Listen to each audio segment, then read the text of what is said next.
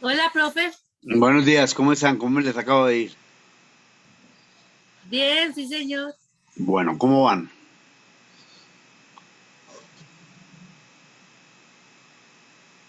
Bien, vamos a iniciar hoy un tema nuevo relacionado con el liderazgo y más exactamente con el coaching. Eh, ¿Qué han escuchado del coaching? No sé, profe, la verdad no lo he escuchado. ¿Alguien ha escuchado algo sobre el coaching? Yo estudié ingeniería industrial, yo sé de esas vainas. Creo que el Cuéntame, Angie. coaching, creo que el coaching es lo que nos hace como el talento humano, como cuando uno pide una hoja de vida y todo eso, algo así, ¿no? No, no exactamente. Algo flojo, Sí tiene que no me ver acuerdo con, bien qué es el coaching. tiene que ver con los recursos humanos, con las relaciones humanas y con una parte fundamental en la interacción entre las personas, no solamente a Eso, de nivel, relación entre las personas. no solamente a nivel empresarial, sino a nivel del propio entorno. Resulta que muchas veces nosotros de alguna manera tenemos relación con otras personas, ¿cierto? Y esa Sí, señor. relación está, digamos, condicionada, entre comillas, a cómo siento yo mi relación con esa persona, lo que hoy se conoce como empatía, ¿cierto? Tan pronto conocemos a una persona, podemos tener una aceptación o no de esa persona sin saber cómo ni por qué. Podemos establecer ciertos vínculos, cierta relación, que uno no se, inicialmente no se explica cómo.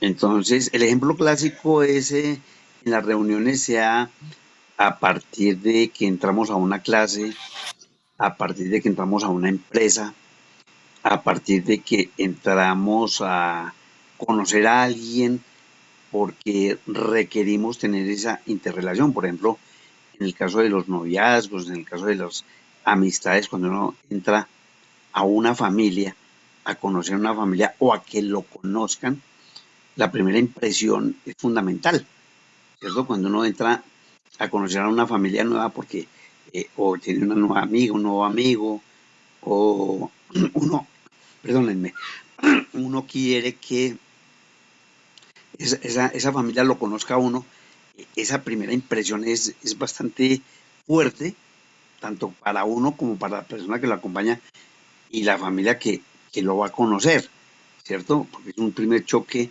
de quién es, qué piensa, cómo es.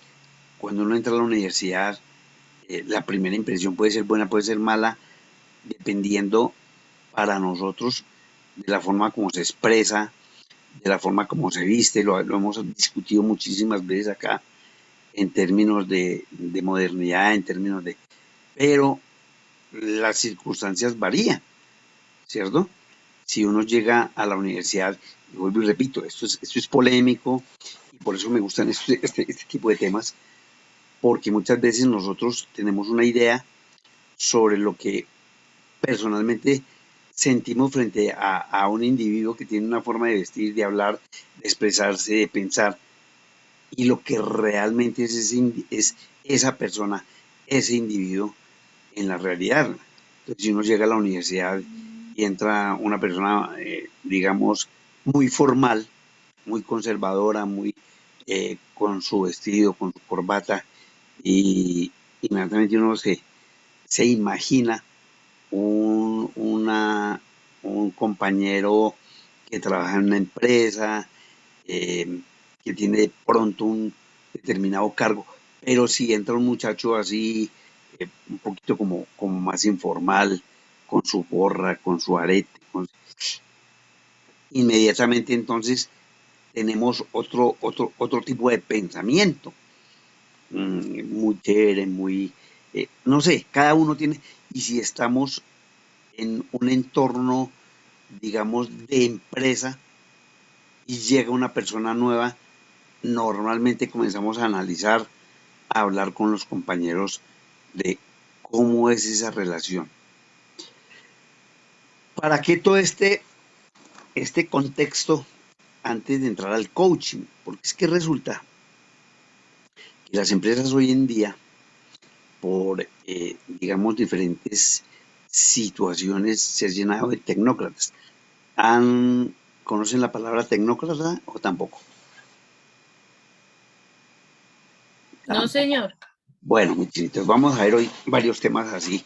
Parece que mis chinitos no están cerca de esto. Eh, Cuando uno entra a las organizaciones modernas, digamos que antes nos quejábamos de las personas que tenían muy poco conocimiento. Ahora, en razón a la misma necesidad del avance de la tecnología, del avance de la información, estamos en una sociedad de la información, donde es prácticamente necesario que una persona tenga un mínimo de información para poder actuar en una empresa o en un medio cualquiera. ¿Cierto? La persona que no tiene casi conocimiento casi que comienza a ser aislada. Por eso se conoce el mundo de hoy como la sociedad de la información, porque todos de alguna manera tenemos que tener algún conocimiento sobre lo que sucede en el mundo, sobre lo que sucede en torno a lo que nosotros queremos hacer, ¿cierto? Entonces, eso ha llevado a las empresas a que entiendan y analicen que este tipo de paradigmas, ¿han escuchado la palabra paradigma? Sí, señor. ¿Qué Algo es inédito, paradigma? algo insólito.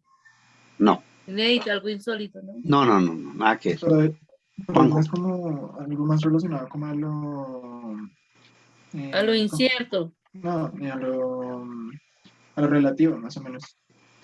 no, tampoco. Bueno, vamos, ya encontré tres términos que ustedes no manejan, pero que vamos a comenzar a mirar. Comencemos a mirarlo para ir entrando ya en el tema.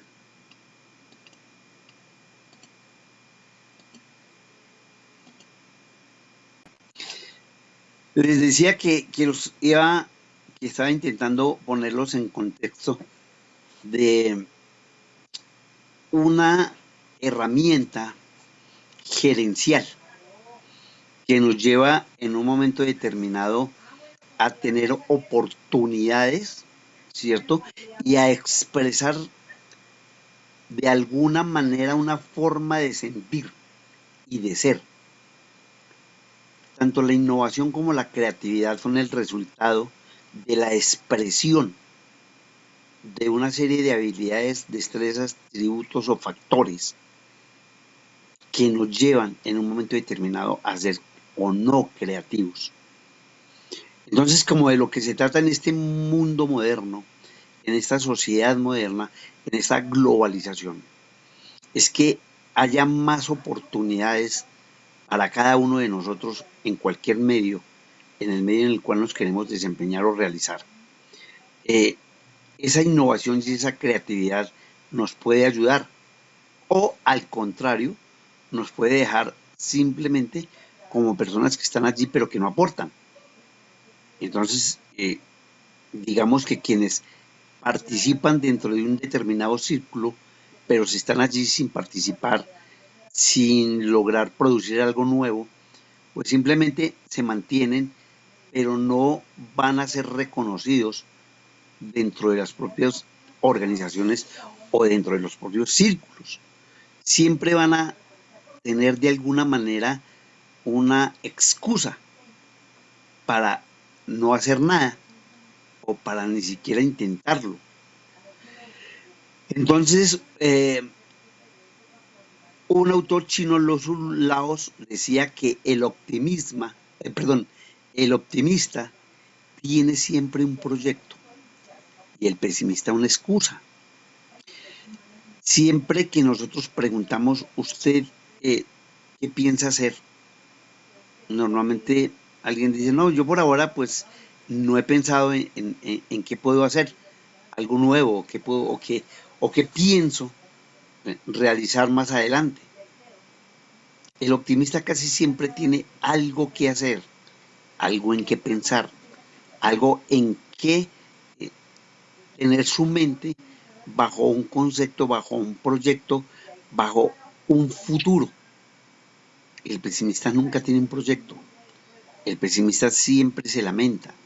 El pesimista nunca está pensando en que puede mejorar. Al contrario, está pensando en que no puede realizar lo que quiere hacer. Y cuando esto sucede, aparece el coaching. El coaching es una herramienta gerencial, repito, que nos va a ayudar a encontrar de pronto a alguien que nos dé la posibilidad de cambiar y de romper con esos paradigmas. Vamos a comenzar a explicar cada uno de esos términos para que tengamos más claro qué es lo que queremos con el coaching.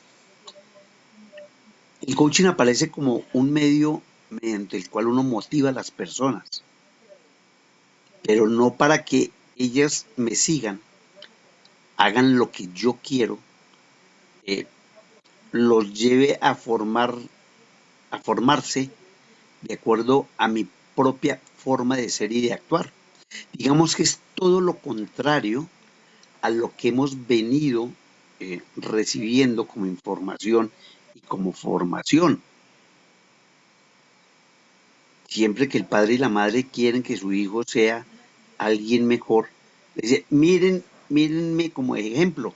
Yo a los 15 años trabajaba, y siempre se nombran como ejemplo. Y entonces quieren que uno sea igual, obviamente mejor que ellos. Pero digamos que inicialmente siempre quieren que uno sea similar o parecido a ellos. Y entonces allí comienza esa especie de cuestionamiento entre si yo hago lo que ellos dicen o yo hago lo que yo quiero. Y normalmente hay esos enfrentamientos generacionales. El mundo no es igual, el mundo cambia, el mundo es diferente. Tanto ellos como nosotros tenemos que adaptarnos a una realidad, pero sin necesidad de que haya un choque. Entonces, ¿qué sucede? Esa misma forma de ser y de actuar se traslada a las empresas. Entonces yo voy con ese pensamiento según el cual yo tengo que realizar una actividad de acuerdo con lo que la empresa quiere o de acuerdo con lo que el círculo en el que yo vivo, en el que me estoy inserto, debo hacer. Y no es cierto. Cada quien debe realizarse de acuerdo con su propio pensamiento y de acuerdo con su propia formación y su interiorización de la realidad. ¿Qué significa esa interiorización de la realidad? Significa que yo debo mirar hacia afuera, como lo diría, se me olvidó, Sócrates, un segundo, me acuerdo del filósofo, Platón. Resulta que Platón plantea que uno mira la realidad desde dos puntos de vista. Desde el punto de vista de lo que veo desde fuera hacia adentro, o sea, desde que estoy afuera, en la calle, en el exterior, o lo que mi mente plantea desde mi forma de ser. O sea, yo tengo un concepto de la realidad desde lo que yo como persona, tengo en mi mente y lo proyecto. Por eso él habla de las cavernas. Él habla de una interpretación de la realidad vista desde mi propio punto de vista. Yo miro la realidad como yo la pienso, como yo la asumo, como yo la creo, como yo la veo, ¿cierto? Y otra situación es cuando yo estoy en esa propia realidad y miro que no es lo mismo que yo pensaba, es totalmente diferente. Eso me lleva exactamente a tener en algún momento que tomar una decisión con respecto a lo que quiero que sea mi propia realidad.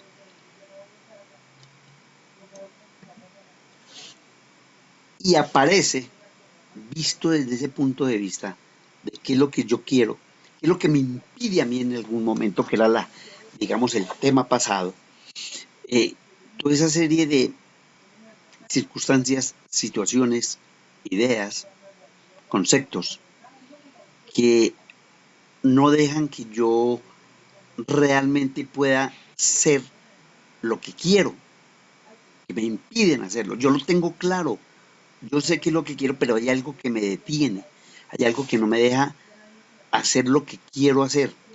Y no porque alguien me lo esté impidiendo. Nadie me ha dicho que no lo haga. Nadie me está coartando. Nadie me está reprimiendo. Es que yo mismo estoy creando unos obstáculos y estoy creando una serie de motivaciones personales para no hacerlo. Y puede haber una contradicción, porque se supone que la motivación es para que yo haga las cosas. Pero cuando yo me motivo en una forma contraria a lo que significa el término, me lleno de razones para creer que yo no puedo hacer lo que pienso hacer. Cuando entro a una empresa, ¿cierto? Y comienzo a trabajar, normalmente yo comienzo a adaptarme a esa empresa a través de una cultura organizacional, una cultura que me lleva a que mis valores, mis creencias, mis credos, lo que he sido durante un tiempo y lo he experimentado, mis propias vivencias, las refleje al interior de una organización, en este caso a través de una empresa. Y en esa empresa yo comienzo a desempeñarme, comienzo a realizar una serie de actividades que pueden ser satisfactorias, nuevamente la palabra motivantes, y que me sienta cómodo, me sienta feliz y sienta que eso era lo que yo quería. O al contrario, puede que simplemente me encuentre allí para, digamos, obtener unos ingresos para mi subsistencia y para el bienestar de mi entorno, de mi familia, pero no me agrada lo que yo encuentro allí. Pero, ¿qué hago? O me adapto o me retiro. Entonces, esa situación en algunos momentos hacen que entre en conflicto con los integrantes o con los participantes o con los compañeros de la empresa. Y puede, en algunos de los casos, generar un mal ambiente. Dadas las, digamos, el análisis de la empresa hoy en día, eh, casi que se ha obligado a las empresas a tener unos departamentos de bienestar o un departamento que le colabore al empleado en sus diferentes aspectos personales, familiares, en fin, laborales. Y ese departamento comienza a encontrar una serie de coincidencias con las personas que van allí a solicitar su ayuda. Y es que no se encuentran motivados. Y es que definitivamente de pronto ellos quieren ser más de lo que son en este momento, que es lo ideal. Lo ideal que uno siempre procure ser mejor o escalar y encontrar algo más grande, más significativo, con mayor reconocimiento de lo que uno en algún momento siente cuando es un empleado. Como esas circunstancias y esa situación, digamos, no es fácil de manejar individualmente, entonces la propia área administrativa, desde la teoría, ha lanzado una serie de herramientas que ayudan tanto desde el punto de vista gerencial a mejorar sus procesos, como desde el punto de vista personal que tiene relación con los empleados. y es que todos tenemos la posibilidad de ser líderes, tenemos la posibilidad de ser personas que dirijan, que actúen de una manera que facilite la consecución de metas. O sea, como hablamos o como leímos en nuestra primera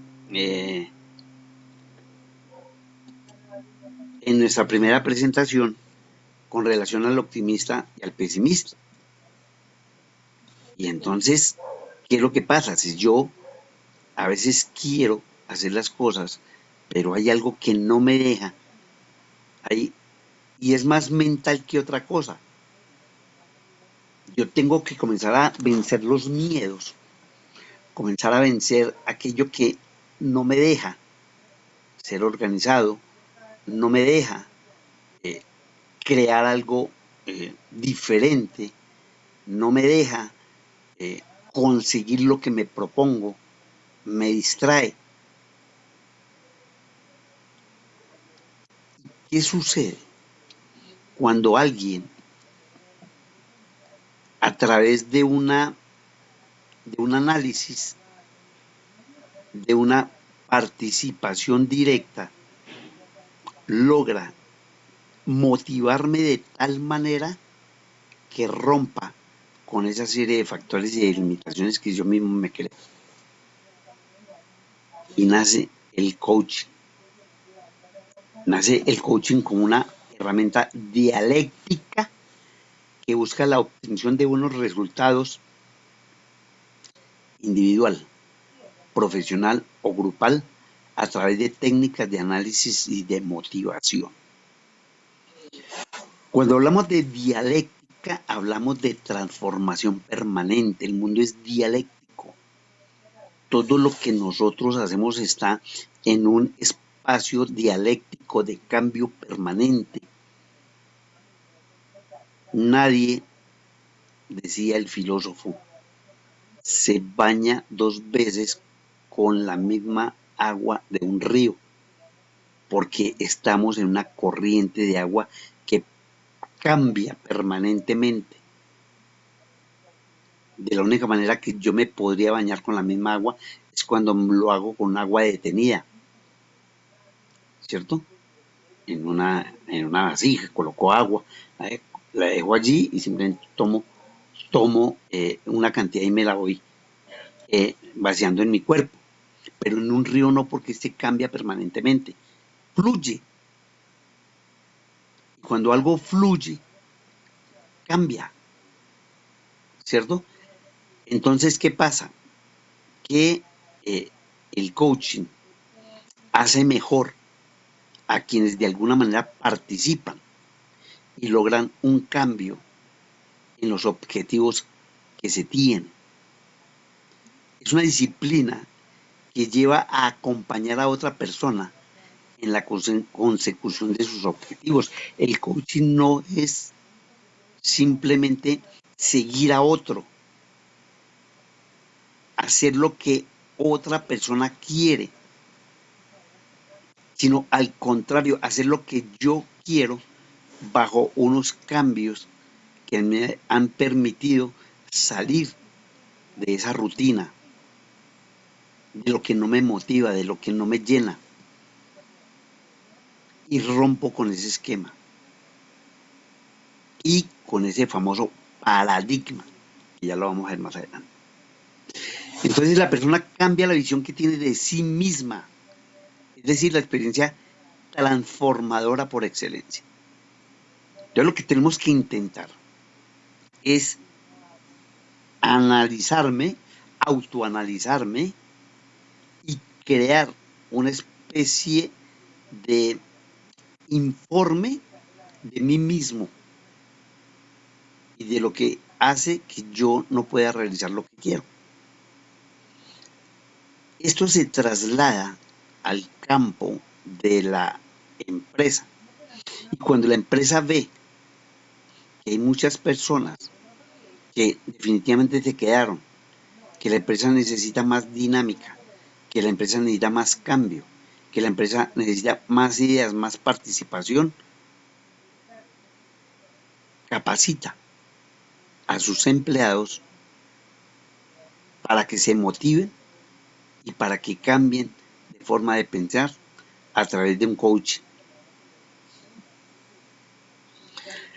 La concepción actuadora del profesional tecnócrata, y ya lo voy a explicar, se basa en el dominio de las habilidades y competencias tecnológicas que permiten aplicar respuestas específicas de carácter resolutivo para cada uno de los problemas que puedan aparecer en los distintos escenarios de intervención dentro de una estructura de trabajo parcializada.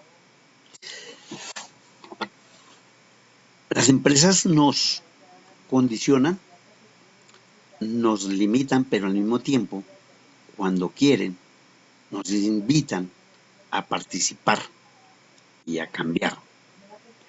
Pero generalmente, ¿qué hace la empresa? Nos llena de una serie de normas, de regulaciones, de conceptos para que yo no me salga de esas normas y de esas regulaciones.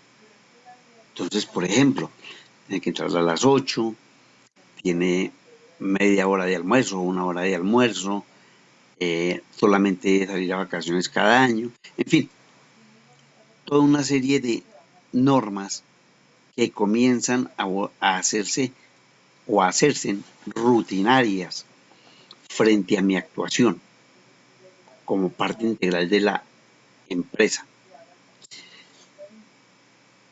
Y cuando la empresa quiere romper esa rutina, quiere hacer algo diferente, quiere que yo haga parte de ese trabajo, me lleva a trabajar al lado de un coach. Ese coaching me va a, digamos, a formar desde el punto de vista motivacional para que yo actúe de manera diferente, ¿cierto? Para que también de alguna manera rompa con las reglas que me ha impuesto la organización. Porque a mí la organización me dice, mire, usted tiene que hacer esto, esto, esto, y me entregan un manual de funciones, donde yo tengo que hacer 13 o 14 funciones al día, dependiendo del cargo, y donde al final del año o al final del semestre van a evaluar mi desempeño. Y entonces me van a decir, usted cumplió con esto, con esto, con esto y con esto.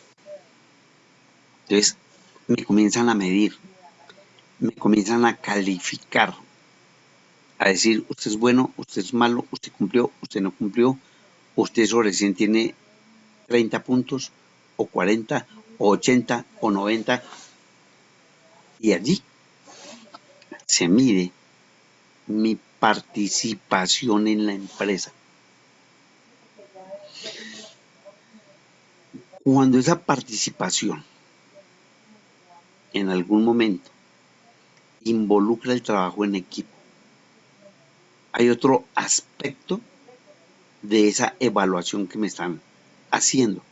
¿A usted le gusta trabajar en equipo? Me hicieron la pregunta cuando iba a ingresar. Y yo respondí, sí. En el transcurso de mi desempeño como empleado, se dan cuenta que lo que menos deseo es trabajar en equipo. Por las razones que ustedes quieran.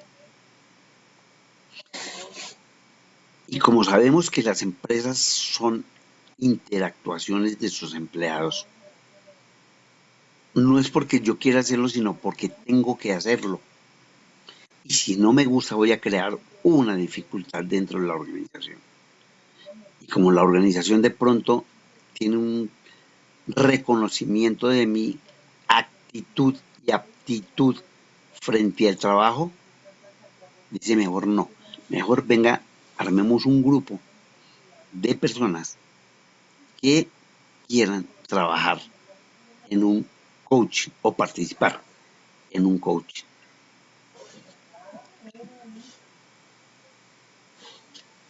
Les decía que la globalización, la administración moderna, nos ha llevado a todos los que queremos hacer parte de una empresa a llenarnos de información. Entonces, por eso ya no es solamente como en tiempos de antaño, solo se necesitaba la primaria. El mundo cambió, entonces ya se necesitaban los bachilleres. El mundo sigue cambiando, ahora se necesitan los profesionales. Y es tanto el nivel de información que requiere una empresa para que alguien participe en ella, que ya no solamente necesita el profesional, sino al especialista.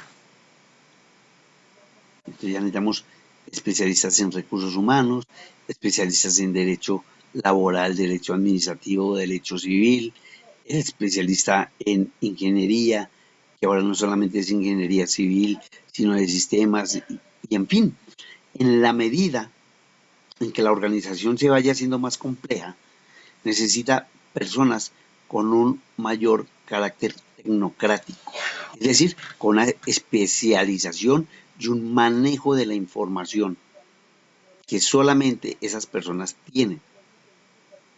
Entonces, esa tecnocracia, tecnología, ¿cierto? Ese poder tecnológico que me da el conocimiento y me da el manejar esa información, me hace diferente a los demás.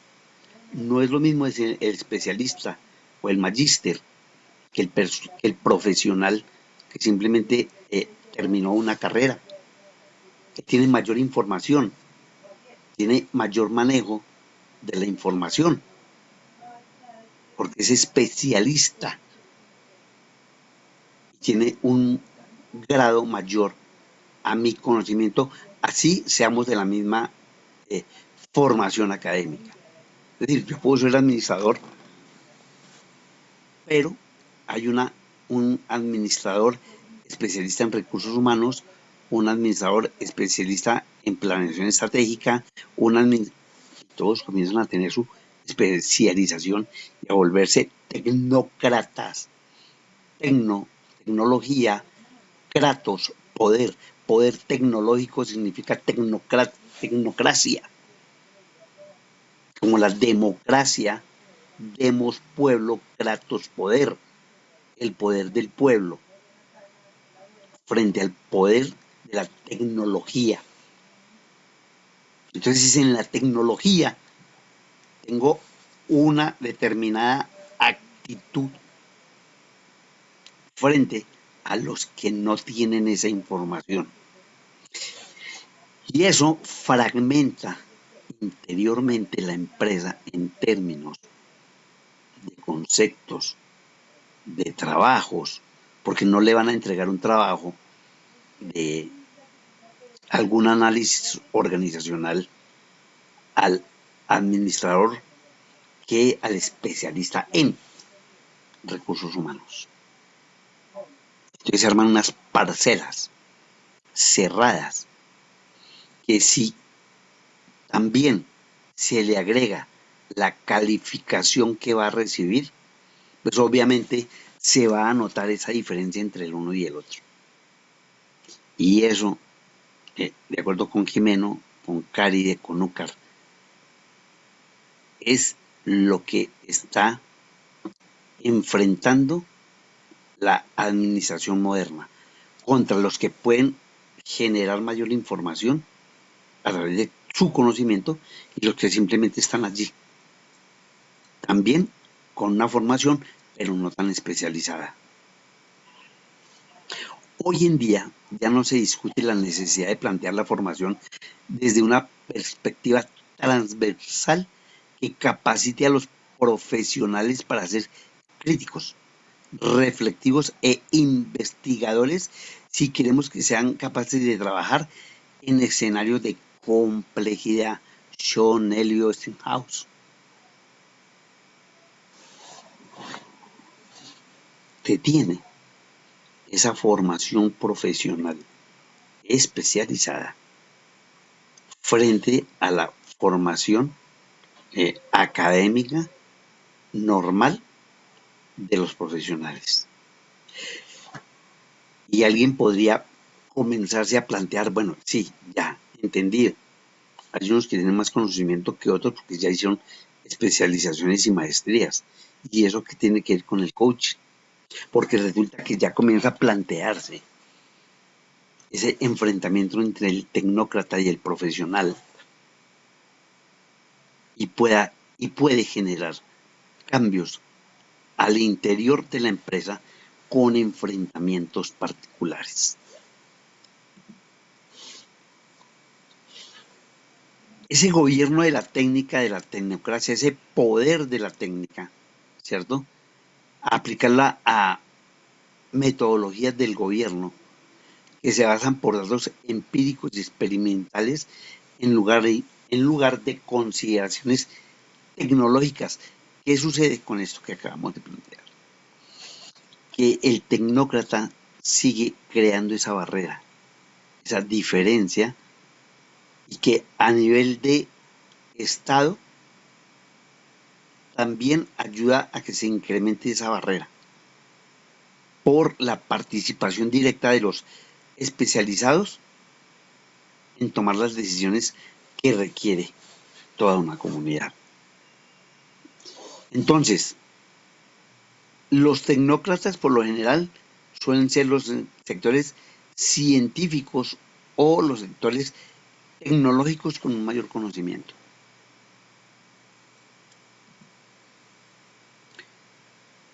Desde comienzos del siglo pasado, América Latina ha sido testigo del ascenso de actores caracterizados por su alto nivel de especialización técnica en las altas instancias de decisión gubernamental.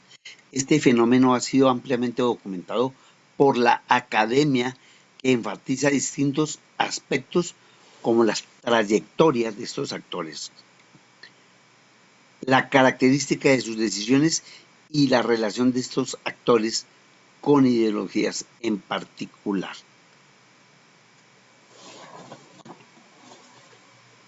Ese rompimiento de la relación entre los propios empleados lo ha dado la información utilizada como medio para diferenciar unos de otros.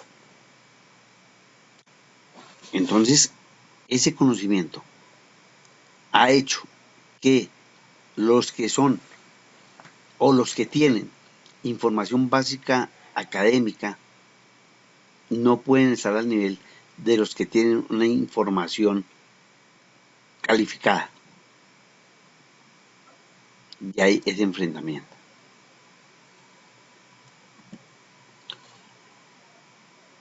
Y entramos en otra teoría, que es la teoría de la burocracia. ¿Alguien sabe qué es la burocracia? Muchachos. Anarquía, anarquía, Burocracia. Burocracia. anarquía. No, mi niña. Lo contrario, totalmente lo contrario. Bueno, resulta que estamos analizando la empresa. ¿Y por qué es importante el proceso de coaching frente a fenómenos del siglo XX y ahora el XXI que nos ha traído la globalización? La globalización nace hacia los años 80 más o menos, ¿cierto? Cuando se requiere que el mundo abra sus fronteras en términos de comercio. Y esa apertura en términos de comercio comienza a crear diferencias también entre los países que pueden importar y exportar conocimiento tanto como mercancías. Y entonces los países que tienen esa posibilidad comienzan a separarse de los que no lo tienen por alguna circunstancia. Y cuando Weber plantea la teoría de la burocracia, en ese momento analizaba que los cargos al interior de las empresas también ejercen cierta presión sobre el común de los trabajadores. ¿Y qué es lo que busca Weber con su teoría de la burocracia?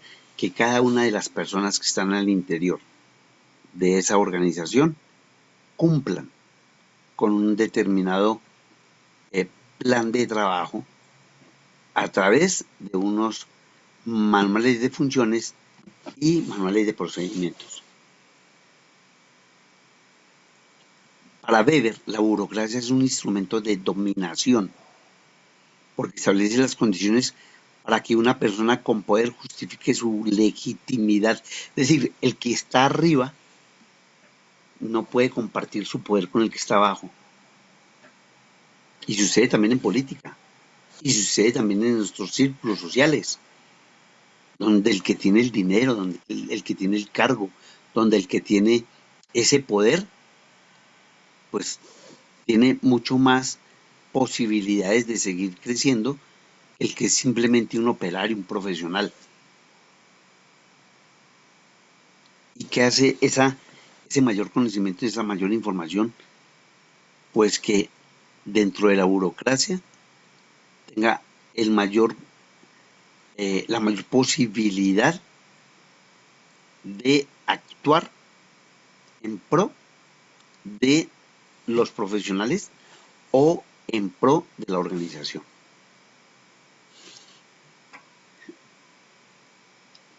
Les decía que la burocracia es un instrumento de dominación que establece que una persona con poder justifique su legitimidad, porque los sujetos ejercen el poder y a través de ese poder legitiman que haya una persona que esté por encima de todos los demás.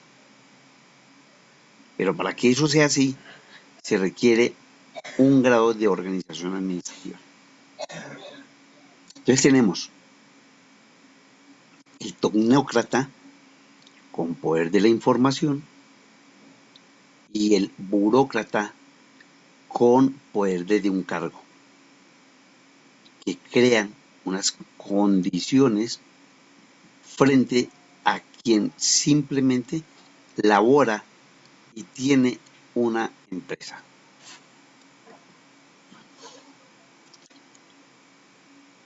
Y si yo tengo un alto nivel de eficacia administrativa de tipo burocrático, pues habrá mucha más eficacia en el trabajo y en la organización. El objetivo de esta organización será resolver los problemas de la sociedad y por extensión a los de la empresa. Bueno, voy a hacer un alto acá y quiero escucharlos. Un segundo, por favor. Voy a escucharlos un segundo. Cuando vamos a hablar del coaching, vamos a hablar de una teoría motivacional. Teoría motivacional que nace porque las personas en general, debido a los cambios, debido a la tecnología y a la modernización, estamos creando una especie de barrera de que yo no puedo, de que yo para qué lo hago, de que yo como estoy bien. Nace en psicología el término el confort, ¿cierto? Y entonces yo para qué me molesto en hacer cosas diferentes. Pero resulta que eso trasladaba a la empresa. De pronto, desde mi punto de vista personal, eso sea intrascendente en términos de yo para qué cambio. Pero en términos de empresa y en términos de sociedad sí es importante. Porque eso me da a mí un estatus en la sociedad, un mayor reconocimiento. O me deja allí aislado, hace parte de la masa, del común. Eso, digamos, es visto desde dos ángulos, de dos pensamientos diferentes. El tecnócrata, el burócrata. ¿Quién me quiere explicar qué significa tecnócrata? Pues es como tal una ideología en donde se obedece principalmente a lo que, o sea, lo que viene en la diapositiva, que se obedece principalmente a lo que estipula el gobierno, por decirlo así, las tecnicidades del gobierno, y no se escucha al razonamiento pues, de la sociedad. Bueno, ¿quién más me quiere decir que es el tecnócrata? Lo acabo de explicar. ¿Qué le da ese, a ver, esa diferencia entre una persona simplemente con un conocimiento específico, llamémoslo incluso académico, que es una carrera profesional, y un tecnócrata? ¿Qué es lo que hace, qué es lo que hace la diferencia? Sofía, Sofía, No estoy muy seguro. Sí, señor, no sé si va a una dirección especialista, como especial a una materia. No estoy muy segura. no te entiendo. Que se enfoca pues se enfoca solo en una materia. Va a Sí. dirección a una materia nomás. Joseph, Joseph,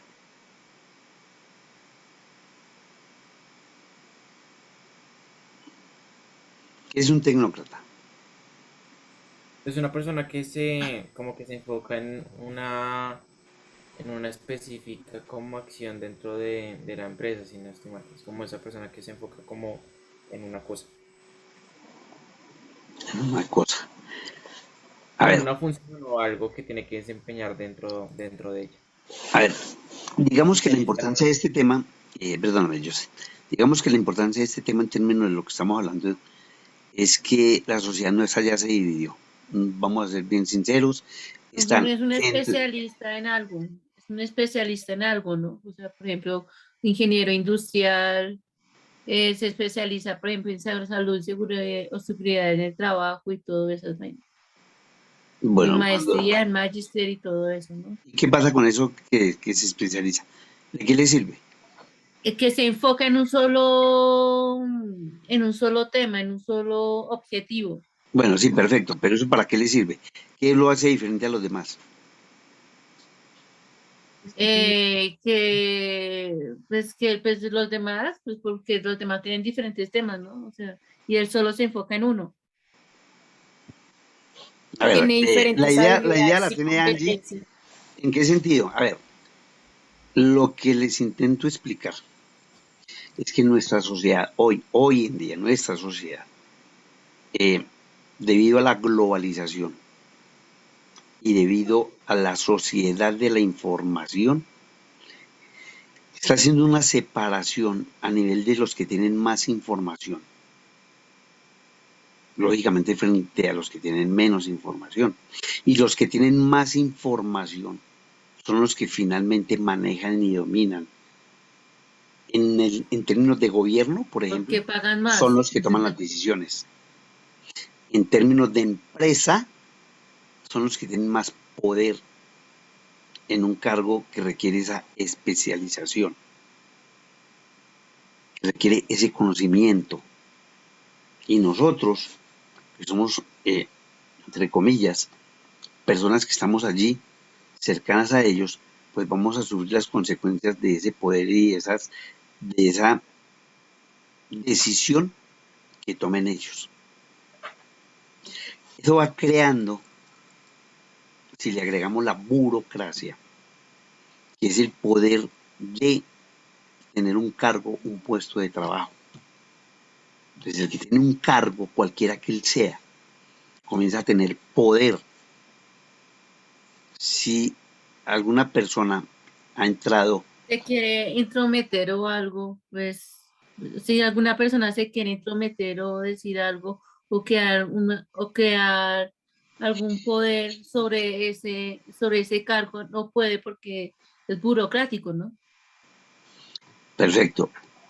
Si usted va a entrar a hablar con, a ver, le voy a colocar un ejemplo, a ver, con recursos humanos, con él, con la señora de recursos humanos, con la doctora de recursos humanos, con alguien que maneja los recursos humanos y entra a su oficina y hay una persona ya que es la secretaria, o la persona, o la asesora, o la asistente, como ustedes quieran, usted con el primero que choca es con esa persona.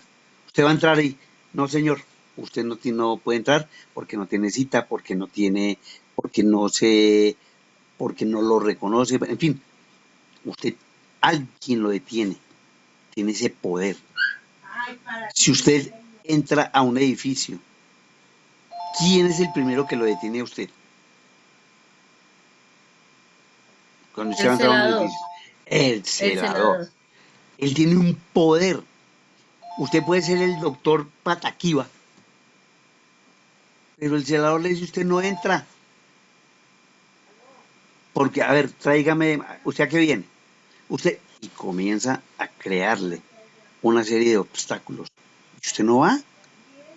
A ver, es que yo soy el ingeniero, no me interesa. Muéstreme el documento para que usted pueda ingresar. Y en fin, toda esa serie de circunstancias van creando un malestar, como diría Freud, un malestar en la cultura que se relaciona con esa acción y esa actuación del común de la gente que lo va a llevar a tener una o a crear una situación de inconformidad frente a lo que existe. Eso va creando desmotivación, eso va creando una situación de, mmm, a veces, de verdad, se crea una situación casi que de resentimiento. Estoy utilizando una palabra muy exagerada, ¿sí? Pero uno se molesta cuando en el edificio le piden la cédula, cuando le dicen que tiene que dejar un papel, cuando sube al segundo piso y la señorita le dice que si tiene cita, y todo el mundo lo está deteniendo, ¿qué pasa? Pero es que es necesario, ¿sí? Y cuando usted no tiene ese reconocimiento, cuando usted es uno más, pues simplemente usted comienza a llenarse de una serie de motivaciones para no, para no buscar alternativas diferentes, ¿cierto? Cuando usted trabaja en una organización, ya para cerrar esta parte, usted lo primero que comienza a analizar es si con su poder, porque todos los que están en la empresa tienen poder, recuerden lo que estoy diciendo, todos, desde la niña secretaria, desde el portero hasta el gerente, todos tienen una autoridad que le genera su cargo. Eso es lo que llama beber la burocracia, el poder del cargo, el poder de la dependencia. Buró es una oficina, y así no sea en físico, usted tiene un cargo, el cargo de celador que a usted lo lleva a que los demás no entren, el cargo de secretaria que usted la lleva a que no deje pasar a nadie o de asistente, el cargo de, qué sé yo, de cualquier puesto que genera que usted tome la decisión. Y cuando usted no tiene ningún cargo, usted simplemente es desconocido allí. Y usted está dentro de la organización, que es lo más tenaz. Usted está dentro de la organización. Usted hace parte de una empresa. Pero usted dentro de la empresa tiene un determinado reconocimiento. Y ese determinado reconocimiento puede ser mayor o menor. Depende del cargo que usted tenga. Y entonces eso hace o que yo busque cambiar para obtener un mayor reconocimiento o simplemente no crea importante el querer cambiar esa posición en la que estoy. Ahí, en ese momento, ahí, en ese instante, es cuando yo tengo que actuar de una manera, eh, digamos, de la psicología, de una manera convencional, adaptándome a las circunstancias y a la necesidad. O me quedo allí o mejoro. Y vamos a ver la segunda parte del día de hoy.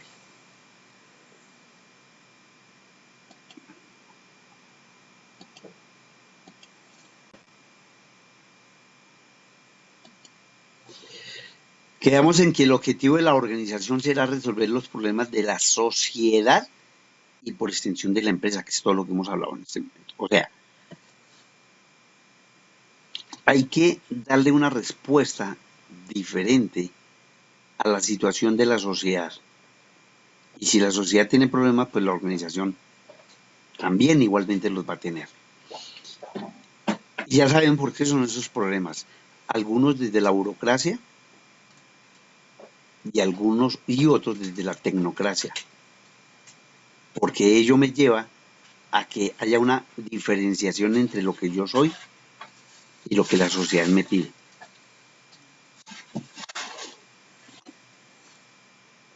Y el coaching, lo primero que plantea es cambiar el paradigma. El paradigma es lo que está, lo que existe, lo que yo considero como algo que no puedo cambiar, que se mantiene, que está. Pero es que el mundo cambia, el mundo no está quieto, yo les dije, es dialéctico, cambia permanentemente. Es como si estuviésemos en una arena movediza. Si yo me quedo quieto allí en un lugar que tiene arena movediza, termino hundiéndome y desapareciendo. Mientras que si yo soy o me mantengo en un mundo dialéctico, estoy buscando transformaciones. Y eso lo hago desde la parte de la educación. Entonces la educación para mí se torna en algo trascendental para mí, porque me va a dar las herramientas, me va a dar la información, me va a dar las ideas, va a proponer mi cambio mental para ser diferente. Esto, ¿cierto? También se mira desde la ontología, el estudio del ser. ¿Quién soy yo? Volvemos al mismo cuento de todo este tema. ¿Quién soy yo? ¿Qué quiero? Entonces debo concentrarme. Mire este monito que está aquí al lado. Debo concentrarme. Debo mirarme desde el interior de mí mismo. Tómenlo como algo necesario para romper con lo que soy, para romper con los paradigmas que me impiden cambiar. Yo los escuchaba atentamente la semana pasada, el día viernes, cuando cada uno exponía los factores que posiblemente les impiden ser creativos, ¿cierto? Lo que nunca nadie me dijo es si quería realmente ser diferente, ¿sí? Si están contentos con lo que son, o si definitivamente están en un paso en el cual tomar la decisión de salir de esa rutina, de romper con esa pereza mental, de vencer sus miedos. Pero eso solo se consigue si yo pienso en ello. Si no lo pienso, pues sigo siendo así. Dentro de 10 años nos vemos y estamos igual. Sí, eso no ha cambiado nada, ¿cierto?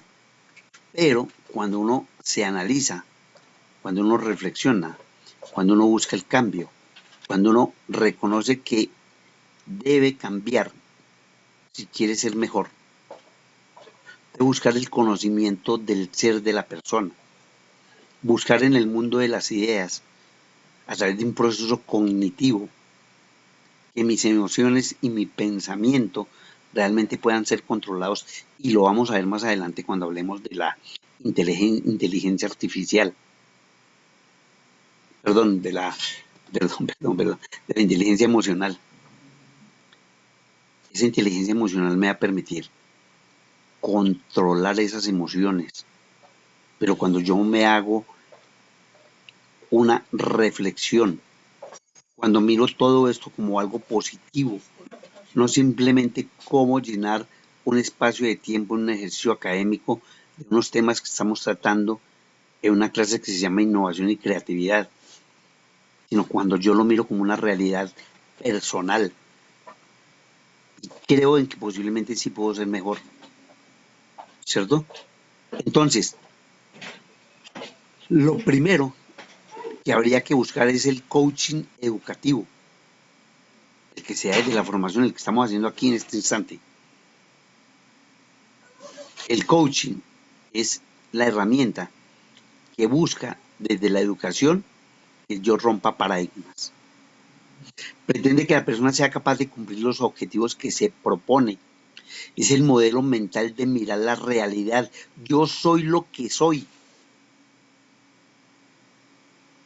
¿Cómo puedo entrar a mejorarlo? A través de ideas, de creencias, de juicios, mi propia personalidad. Y que muchos de nosotros incluso tampoco le damos valor. ¿Cómo me miran desde afuera? ¿Sí? Algunos en exceso ya también de lo contrario, dependen de cómo los miran desde afuera. No me acuerdo quién fue la persona que está pendiente más bien de esa especie de frustración que le produce, ¿cierto? El que no hace nada porque depende qué dirán los demás, no piensa nada nuevo porque los demás van a dar una opinión contraria. Y entonces, ¿qué pasa con nosotros mismos? ¿Sí? Eso hace parte de la estructura mental, de lo que conforma mi personalidad, ¿cierto? Con lo que yo nací, con la educación de mis padres, con la educación que recibo, con la sociedad en la que vivo, con el mundo global que responde a unos conflictos. Inicialmente el paradigma es necesario porque me sienta en una realidad, porque yo me estoy inmerso dentro de esa realidad. Pero llega el momento en que yo romper con ese paradigma. Y entonces pasamos del report al insight, ¿cierto? Resulta que el report es nada más ni nada menos de cómo veo, ¿cierto? La necesidad de reconocerme a mí mismo. Cuando yo me miro a mí mismo, cuando consigo descifrar quién soy, ese soy yo, me reconozco, ¿cierto? Y sé qué puedo dar, hasta dónde puedo dar, hasta dónde puedo llegar, porque yo lo sé, lo tengo claro. El insight, porque resulta que yo tengo que mirar, una vez me reconozco a mí mismo, debo mirar qué es lo que quieren los demás, ¿cierto? Porque estamos en una sociedad. Yo no estoy solo, yo estoy en una sociedad. El hombre no es un animal que puede ir solo. Nosotros necesariamente tenemos que vivir en sociedad. Claro, hay personas que se aíslan o que la sociedad los aísla, pero terminan por enloquecerse. Uno necesita comunicarse con las personas, porque si no, queda totalmente aislado. Entonces, cuando aparece el coach, ¿cierto? Eh, el coach, el coach, eh, inmediatamente surge la necesidad de identificar quién soy yo. ¿Qué es lo que hace el coach? El coach lo que va a hacer es, oiga, a ver, venga, yo quiero conocer lo que es usted. Quiero saber usted qué piensa. Y lo primero que hace es analizar si yo me conozco o no me conozco. ¿Sí? Porque yo que no puedo intentar como coach cambiar a una persona que ni siquiera conozco. ¿Sí? Lo primero que hago es, bueno, cuénteme, usted qué piensa de esto, usted qué piensa de tal cosa, y logro hacer una especie de análisis de esa persona para entenderla. Miro hacia su interior, conocer sus miedos, lo que no le permiten ser la persona que quiere ser. Es el momento mágico que permite descubrir o darse cuenta de lo que verdaderamente quiere o de lo que en concreto le preocupa y la forma de conseguirlo o de remediarlo, ¿cierto? Con una visión que le permita incrementar la capacidad de conciencia que tengo delante, darme cuenta de las cosas, que no estoy viendo, capaces de ver más cosas que antes no veía. Entonces, cuando el coach lo enfrenta, lo primero que hace es, usted ya se reconoció, y cuando yo le explico quién es usted mismo se da cuenta de cosas que usted no veía antes. Cuando yo les hago estas preguntas, repito que parecen triviales y simplemente como ejercicio de quién es usted, de cuál es su habilidad, de cuáles son los factores que a usted no lo dejan ser una persona diferente. Uno a veces de pronto en ese ejercicio comienza a descubrirse, ¿cierto? Cosas que antes no veía, atributos, habilidades, destrezas que usted mismo no había descubierto, pero que tenía allí. Entonces, eso hace, cuando yo logro identificar a través de un tercero, porque no lo quiero hacer desde mí mismo, pero lo descubro, entonces yo tengo que mirar cómo definitivamente debo cambiar, pero debo darlo o hacerlo a través de la interpretación que tenemos nosotros, como le decía Epícteto, un filósofo griego, que no son las cosas lo que nos preocupan, sino la opinión que tenemos de ellas. O sea, lo que nos preocupa a nosotros no es lo que los demás digan, no es lo que los demás piensen, sino lo que yo pienso, que se lo traslado a un tercero, de lo que yo creo, de la opinión que tengo de ella, ¿cierto? Capaz de ver la realidad desde diferentes puntos de vista, desde un prisma. Entonces, ustedes están viendo este prisma que está aquí al lado izquierdo, que si ustedes lo miran, ¿qué notan en ese prisma? Qué lo hace particularmente atractivo o diferente? ¿O qué le ven ustedes a ese prisma? ¿Qué le ven? ¿Qué miran de algo eh, extraño o algo maravilloso? ¿Qué miran en ese prisma? ¿Qué lo hace diferente?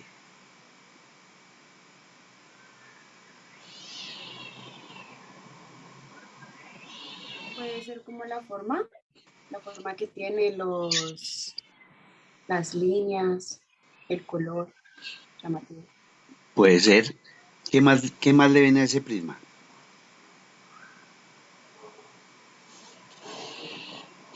Muchachos,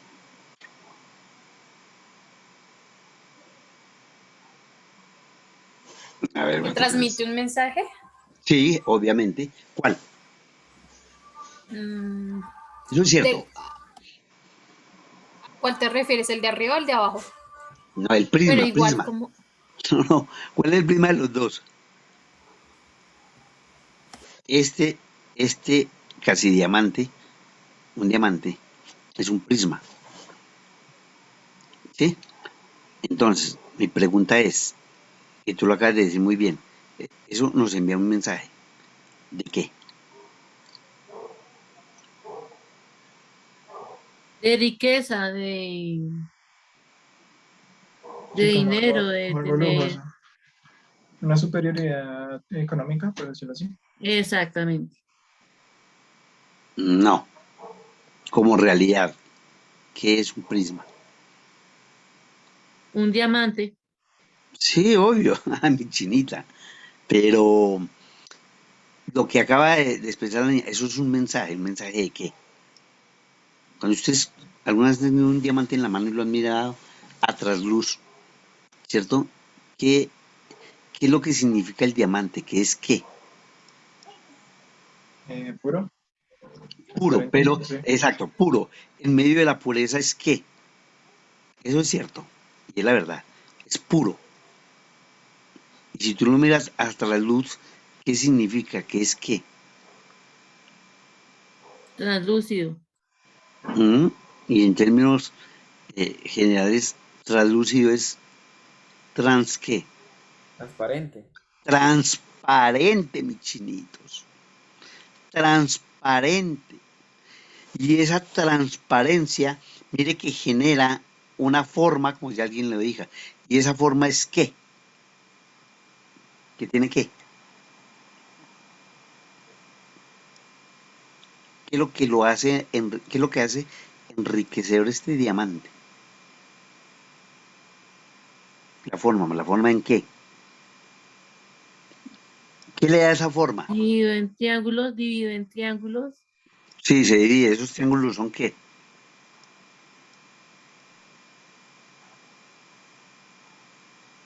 El ojo que todo lo ve. ¿Cómo se llaman? En todo caso, yo se lo digo, pues no tiene sentido. Eh, ¿Qué significa cada uno de estos ángulos? ¿Un qué? No sé, un punto de vista, no sé. Eso es una parte. Eso es la conclusión, es un punto de vista. Pero esto es una qué. ¿Una qué? No, no lo escucho.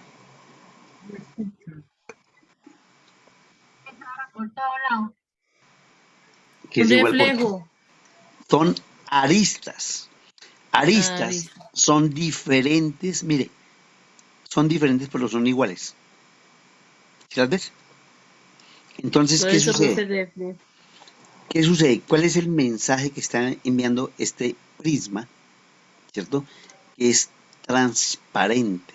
Es transparente, pero nos permite ver la realidad desde diferentes puntos de vista. Cada uno de estos, si tú lo miras a la luz, tú miras allá, y cuando lo estás mirando y miras un objeto que está al frente de ella, lo vas a ver en diferentes formas, pero es una sola, ¿sí? O sea, el mensaje es, vemos lo que nos sucede desde diferentes puntos de vista, ¿sí? Y al verlo desde diferentes formas, desde diferentes puntos de vista, podemos tener opiniones que cambian, pero que en esencia son la misma, porque la realidad es una, ¿cierto? Y está generada por la forma como yo la veo a esa realidad, ¿sí? Cuando tenemos una amistad o compartimos con alguien, ¿qué es lo que buscamos en esa otra persona?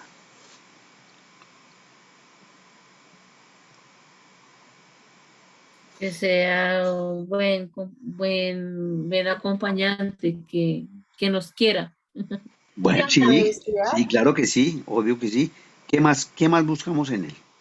Confianza. honestidad, ¿no?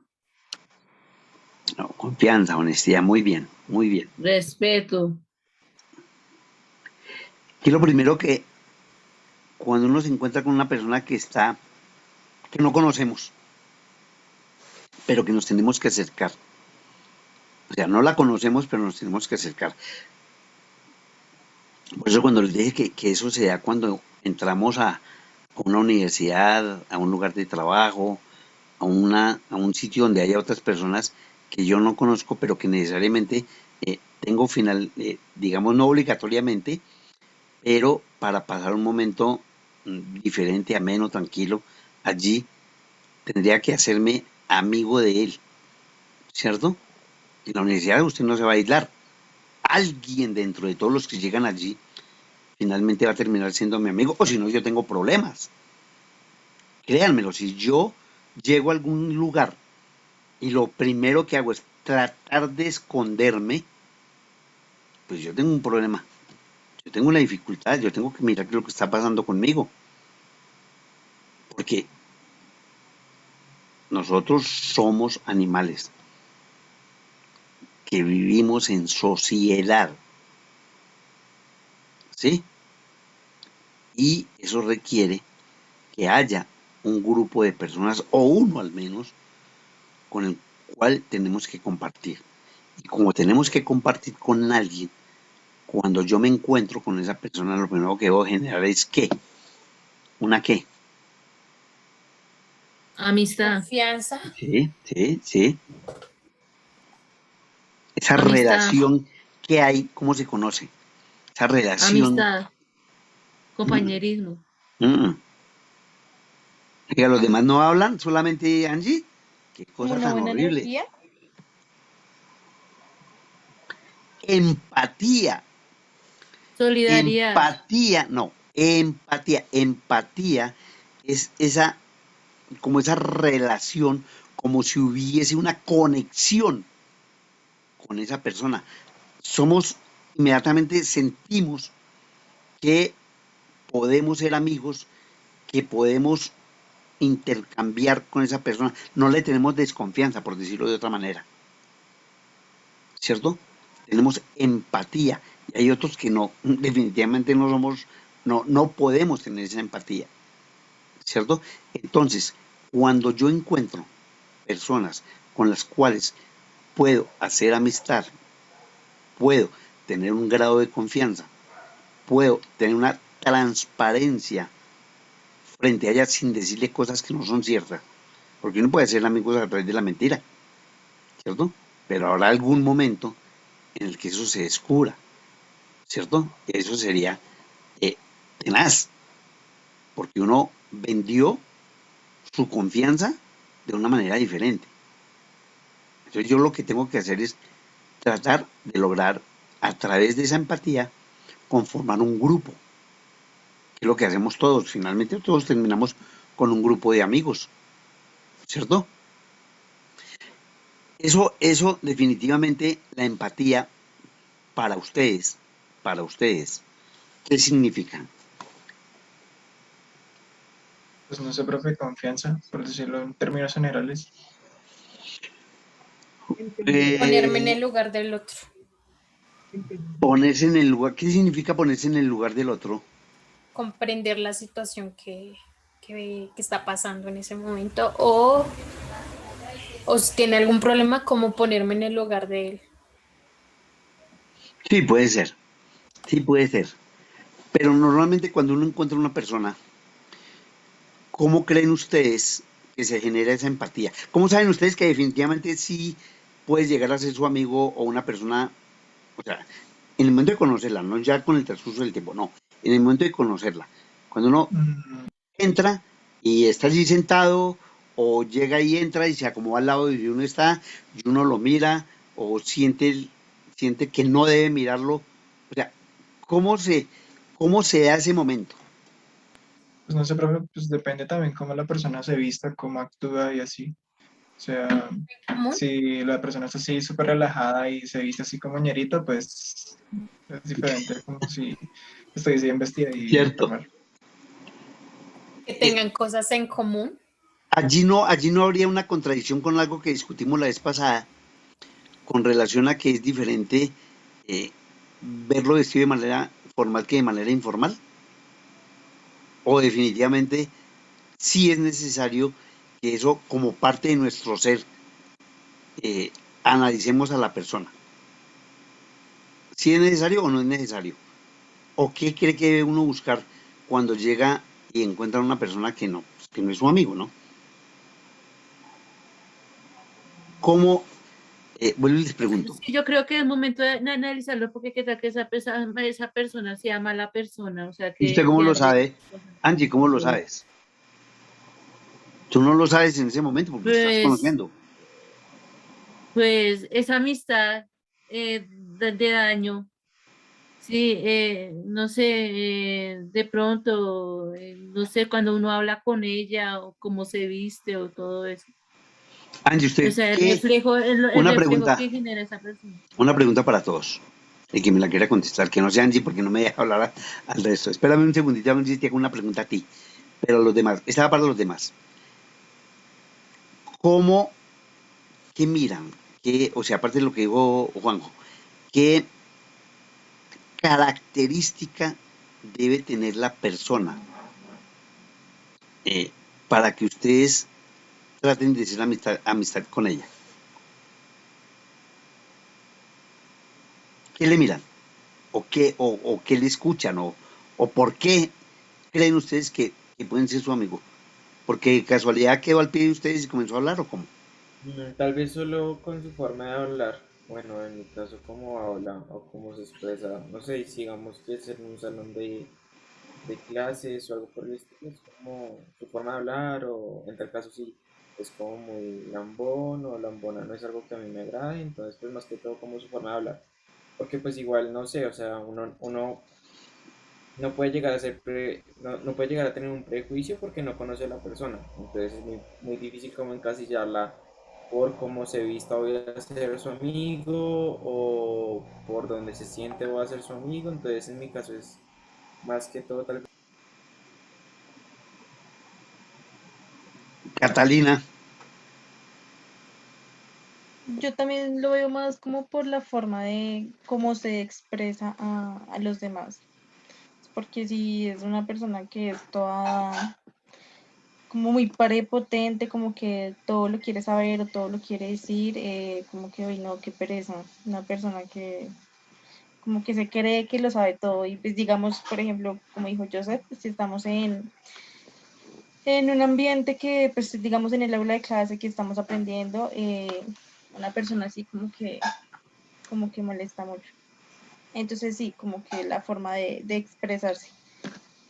eso no es contradictorio con lo que uno pregona y con lo que uno promueve desde el coaching, que al contrario, lo que tiene que hacer usted es hablar, lo que tiene que hacer usted es ser extrovertida eh, y no quedarse callada, no es como una contradicción ahí, Catalina.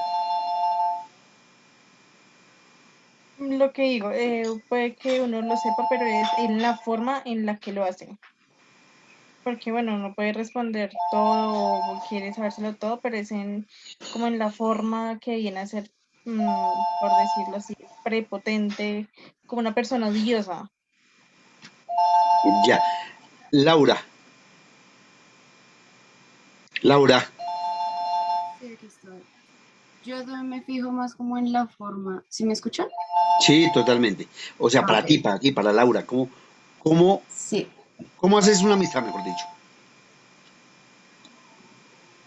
Primero me tomo el tiempo como de conocer a la persona y mirar los aspectos como que nos relacionan, ¿sí? Digamos un ejemplo, la otra persona le gusta leer, a mí me gusta leer, entonces tomo esos aspectos y así voy haciendo la amistad. Me fijo también mucho como en la forma en que se expresa, si es una persona tímida o si es una persona al contrario súper extrovertida, porque creo que en lo de la vestimenta no influye mucho. Puede que sea una persona que le guste leer, que sea súper intelectual, pero que se vista, no sé, ñero, con ropa cualquiera, no influye mucho. Entonces, yo no me fijo como en lo físico, sino más como en la forma de expresarse, La forma de como en su expresión. pensamiento. Listo, Laura. Lina, Yo también me fijo más como en la forma de ser de la persona.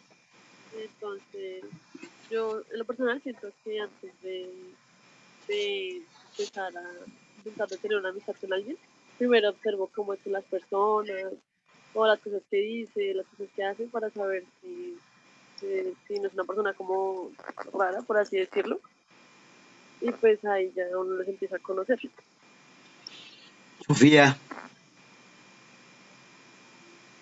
Sofía. Bueno, yo me fijo mucho, sí señor, yo me fijo mucho es como en el comportamiento de la persona, realmente si es igual a como en diferentes ambientes, si se comporta igual. más que todo en todo lo que se ha hablado. Pero si apenas la vas a conocer, si se sienta frente a ti o al lado El tuyo, comportamiento, exactamente, me voy a fijar en ese comportamiento en ese momento, qué tipo de comportamiento es el que está manejando. Y ¿cuál es el si ya comportamiento para ti? tal vez inicialmente es como la amabilidad. La amabilidad. Angie, ¿cómo Señor, estableces esa señor. relación? Pues yo principalmente, por la forma de ver la persona, según yo, ¿no? De ver la persona vestida. O sea, porque qué tal que sea un camino o algo así, sin que venga de mala familia y todo eso. Pues eso también deja mucho que ver, ¿sí? Sin conocer a la persona, ¿sí? O Y sea que la forma de hablar y todo eso, pues eso causa indiferencia en el público. eh, hay algo que ya vi que coinciden todos, o no todos, digamos que un 80%, y es que ustedes miran la forma de vestir. Eh, Hay una frase muy popular, que el mono viste de seda, aunque mono se queda. ¿Realmente uno puede llegar a distinguir y analizar a una persona por la forma como viste?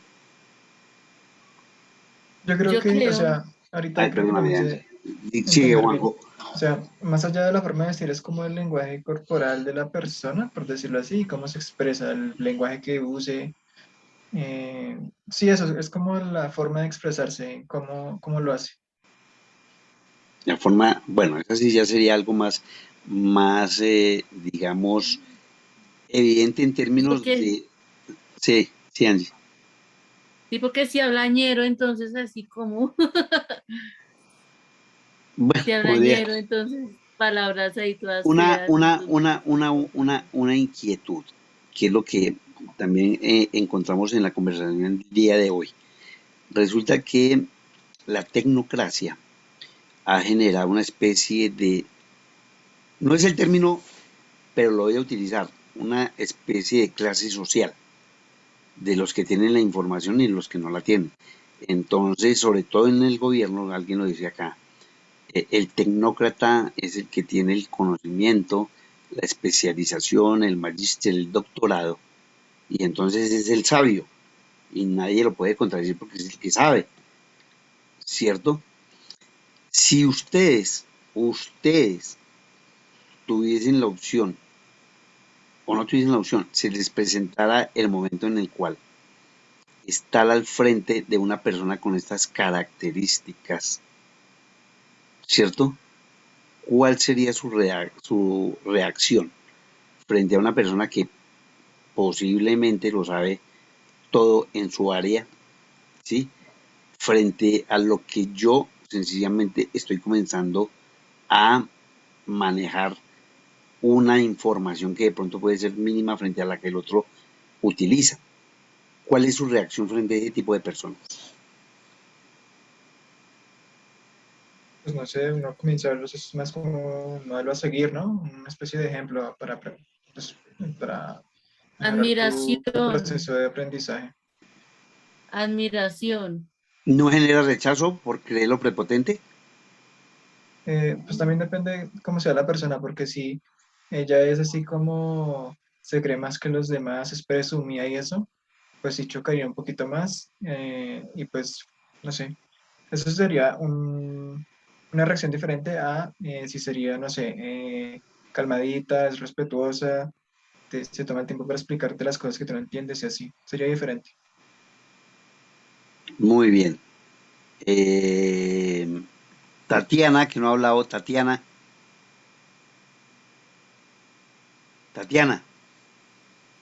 Pues depende de la imagen que la persona tenga. ¿cómo, perdón? Pues depende de la imagen de la persona que tenga. ¿Y para ti cuál es esa imagen? La primera impresión. Primera impresión. No, no se le escucha nada a esta niña. Bueno, Sofía, Sofía, Sí, sí. frente a la información, no a la No persona de escuché. la información, frente a la información como un medio, eh, en nuestra reacción de una persona que tiene ciertos conocimientos y lo que yo tengo cómo actuar.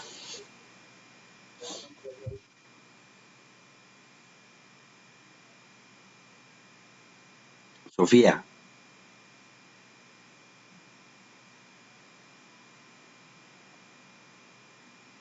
¿Sofía está o no está?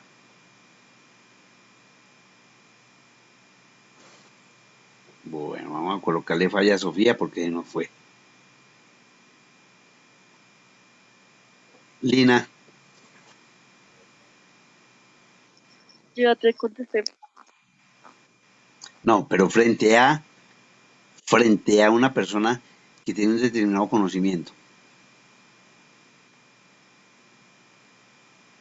Pues es que, no sé, yo siento que ser empático o tener una amistad con alguien va más allá de eso, porque simplemente va a ser una conexión, por así decirlo. Eso, yo creo que tenga conocimiento no tiene nada que ver. O sea, para ti no es importante. No, pues digamos, es interesante hablar con alguien que sepa muchas cosas, pero yo siento que es más interesante cuando hablamos sobre algo que tenemos en común o algo así. Esos micrófonos de hoy sí están graves, graves, graves. Jennifer, Sí, señor. Yo lo veo más, sí, como el ejemplo que nos das, pero desde el punto de vista es de un profesor, ¿no? Lo que vemos en un profesor, de que él tiene más conocimiento que nosotros, entonces tenemos que aprender de ese profesor. Lo veo más así, más que el político y esas cosas. Entonces, sí, es como comparto un poco lo que dijo Juanjo, es algo como ejemplo, algo de seguir, porque se supone que esa persona sabe más, pero hasta cierto límite, ¿no? Porque no es que, pues, tiene los estudios todo, pero no es que se las sepa todas. Entonces, es un ejemplo, pero hasta cierto límite. bueno, muy bien. Última a Catalina. Catalina, Señor, yo estoy como a la par con Juanjo. Yo, o sea, una persona, como lo dijo, prepotente, que, o sea, que sepa mucho de muchas cosas, pero que como que no tenga esta intención de enseñar o de que yo le pregunto algo y como que, no sé, no me responda de la manera que tal vez yo necesito o esto hace que, pues, que esa persona no. Pero por el contrario, si es una persona que, no sé, yo le llego a preguntar algo que ya sabe mucho y como que lo hace, no sé, como con amor, por decirlo así, que quiere enseñarme algo, pues ya es diferente. Entonces, pues estoy como a la par con lo que piensa Juanjo. Una persona prepotente y una persona como que sí quiera enseñar como más, se me olvidó la palabra, como más, eh, ay, se me olvidó la palabra, no sé, como más solidaria, por decirlo así. ya, sí, perfecto, Catalina. Bueno, digamos, esencialmente en el tema de hoy, antes de ver mañana ya directamente lo que es el coaching como esa herramienta que intenta sacarnos a nosotros de, de pronto de alguna forma de ser. Por eso hago tanto énfasis en la forma de ser, en la forma de recibir a los demás, en la forma de aceptarlos. Y algo que en algún momento se debe recalcar muchísimo por parte nuestra es que la tolerancia, ¿no? O sea, a veces uno con personas que tienen cierto comportamiento por su conocimiento, por su información, uno rechaza, no, como que no acepta, como que definitivamente choca con esa persona, ¿cierto? Entonces, lo más importante es la tolerancia ante cualquier circunstancia. ¿Y por qué en el coaching Es tan importante la tolerancia, porque es que yo voy a comenzar a recibir información de alguien que obviamente está preparada para eso, ¿sí? El coaching se volvió una especialidad de ciertas personas que quieren llegar a nosotros, conocernos y lograr a través de lo que conozca de nosotros que expongamos, que iniciemos un proceso de cambio, si lo queremos, porque es que nadie puede obligar a nadie, ¿cierto?, a cambiar. Eso, digamos, eso es más algo, una voluntad. Si usted tiene voluntad, puede lograr las cosas. Si usted desconfía de sí mismo, pues obviamente no va a conseguir absolutamente nada. El coach lo que hace es intentar cambiar esa persona que actúa de una manera similar al resto para encontrar un líder. Pero el líder no es simplemente el que sale y dirige a un grupo de personas e impone sus condiciones a veces, su interpretación de una realidad y que nos lleva a nosotros, es el caso de la política, ¿no? Ese es otro tipo de liderazgo, el que intenta convencernos a nosotros que él es el único que tiene la razón y que los demás no la tienen. No, el liderazgo del que vamos a hablar es el que yo como persona puedo ejercer en algún momento, puedo llegar a manejar frente a un grupo de personas, frente a los demás, ¿sí? Entonces, el coaching es un proceso motivacional. Y ese proceso motivacional va a terminar con ¿qué? Con que yo cambie, con que logre romper con factores que me inhiben, que me impiden ser innovador y ser creativo. De eso se trata el coaching, de ser innovador y ser creativo a partir del momento en que me convenzo de que yo puedo hacer cosas diferentes o algo diferente a lo que hasta ahora he hecho. Listo, muchachos. Entonces, nos vemos mañana. Ya mañana vamos a trabajar directamente con el coaching. Ver que el coach lo que va a intentar es entregarnos toda una serie de informaciones que nosotros vamos a transformar en una práctica, llevarlo, sacarlo y hacerlo mucho más evidente. Entonces, nos vemos mañana y que tengan un buen día. ¿Listos? Nos vemos mañana entonces. O sea, no dejas tarea para mañana. No hay tarea. Mi chinita, voy a tener que hacer un cuadro de tareas para ti. Ay, ¿Qué no, cosa? no. Bueno, hasta luego. Que me les vaya muy bien. Ya. Chao, profe, gracias. Hasta luego, Bueno. gracias. Abro. Chao, profe, gracias.